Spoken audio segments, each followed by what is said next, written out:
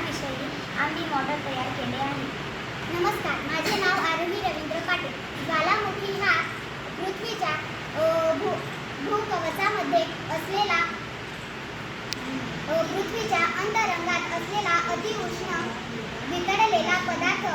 Magma, राख, वायू आणि इतर रासायनिक पदार्थ बाहेर फेकले जातात. नमस्कार, माझे नाव दिव्या कैलास नारे आहे. ज्वालामुखीच्या केंद्र पृथ्वीच्या खोलवर असलेल्या उष्णतेमुळे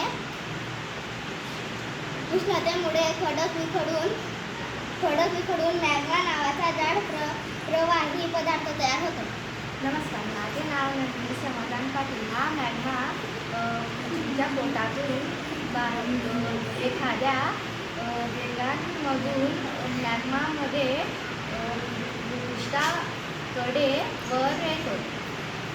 नमस्कार, माझे नाव हिमांगी ज्ञानेश्वर पाटील. या प्रक्रियेला ज्वालामुखीचा उद्रेक म्हणतात. उद्रेकातून बाहेर पडणाऱ्या पदार्थाला लावा म्हणतात.